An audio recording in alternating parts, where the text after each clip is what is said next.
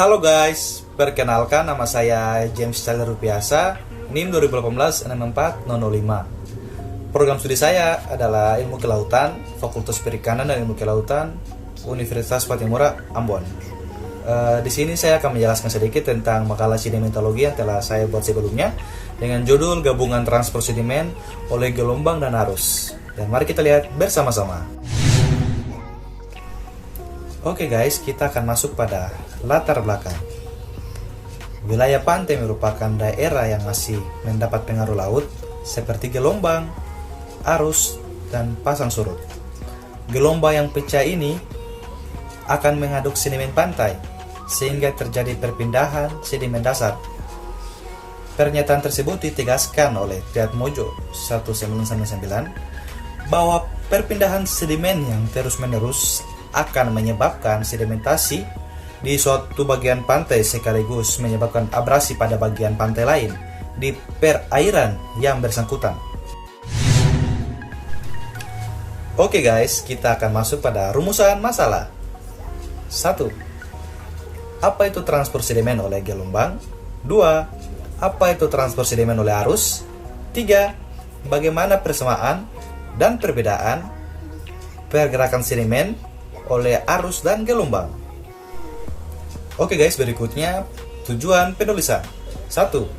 Mengetahui apa itu transport sedimen oleh gelombang. Yang kedua, mengetahui apa itu transport sedimen oleh arus. Yang ketiga, menjelaskan persamaan dan perbedaan pergerakan sedimen oleh arus dan gelombang. Oke guys, kita akan masuk ke pembahasan. Yang pertama, kita akan masuk ke transport sedimen oleh gelombang. Transport sedimen sejajar pantai terutama ditentukan oleh kemiringan gelombang, ukuran pantai, dan kemiringan pantai. Seperti yang dikemukakan Triatmojo, gelombang mempengaruhi proses transport sedimen di laut. Pada saat gelombang pecah, sedimen di dasar pantai terangkat atau tererosi, yang selanjutnya terangkut oleh dua macam gaya penggerak, yaitu energi gelombang dalam arah sepanjang pantai yang dibangkitkan oleh gelombang pecah, arah transport sedimen sepanjang pantai, dan arus sepanjang pantai sesuai dengan arah gelombang datang dan sudut antara puncak gelombang dan garis pantai. Oke, selanjutnya adalah proses transfer sepanjang pantai pada kondisi tidak ada gelombang berhubungan erat dengan kecepatan institut dekat dasar dan konsentrasi sedimen pada range kecepatan atau frekuensi tinggi dan rendah. Seperti yang teman-teman lihat pada gambar di atas ini. Ya, gambar tersebut adalah representasi skematis dari kecepatan dan konsentrasi sesaat di bawah gelombang swelling yang tidak teratur. Untuk sepengetahuan teman-teman semua, swelling adalah ketinggian gelombang saat akan memasuki perairan dangkal. Tinggi gelombang bisa meningkat lebih dari 2 kali amplitudo awal karena adanya perubahan kedalaman tersebut. Maka terjadi perubahan kecepatan gelombang seperti yang dikemukakan oleh Hondaraka pada tahun 2017. Berikutnya, hal-hal inilah yang dapat mempengaruhi proses pergerakan dan transport sedimen. Triatmojo mengemukakan bahwa laju transport sedimen sepanjang pantai tergantung pada sudut datang gelombang, durasi, dan energi gelombang tersebut. Dengan demikian, gelombang besar akan mengangkut material lebih banyak tiap satuan waktu daripada yang digerakkan oleh gelombang yang kecil. Tetapi jika gelombang kecil terjadi dalam waktu lebih lama daripada gelombang besar, maka gelombang tersebut dapat mengangkat lebih banyak pasir dibanding gelombang besar. Oke guys, kita masuk pada poin yang kedua, yaitu transport sedimen oleh arus. Yang pertama, karakteristik arus di zona surf. Arus yang dapat terjadi digolongkan menjadi 3 jenis, yaitu yang pertama, 1. Arus balik dasar atau bed return current. Yang kedua, arus sejajar pantai atau longshore current. Yang ketiga, arus rip atau sirkulasi sel atau rip current. Ya, oke guys, yang pertama saya akan membahas tentang arus balik dasar atau bed return currents. Arus ini disebut juga arus tegak lurus pantai atau cross shore currents.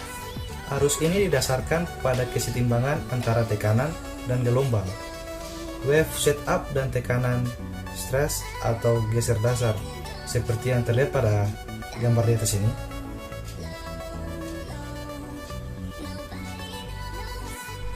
Oke guys, kita masuk pada yang kedua, arus sejajar pantai atau long shore currents. Long shore currents adalah gelombang datang ke perairan dangkal akan mengakibatkan gelombang pecah yang membentuk sudut lebih dari 5 derajat terhadap garis pantai tersebut, maka akan menimbulkan arus sejajar pantai di sepanjang pantai, di mana arus ini terjadi di daerah antara gelombang pecah dan garis pantai, sehingga parameter terpenting dalam menentukan kecepatan long shore current adalah tinggi dan sudut datangnya gelombang, seperti yang dikemukakan oleh Triad Mojo. Arus longshore current yang terbentuk oleh gelombang dapat mengangkut sedimen yang telah digerakkan oleh gelombang dan terus terbawa sepanjang pantai. Sedimen yang terangkut tersebut dikenal dengan transfer sedimen sepanjang pantai tersebut. Oke guys, kita sudah masuk yang ketiga, yaitu arus rip atau sirkulasi sel yang biasa disebut juga rip currents. Rip currents adalah kombinasi arus sejajar pantai dan arus tegak lurus pantai. Sistem arus ini merupakan suatu sirkulasi arus yang dikenal dengan nama sirkulasi sel.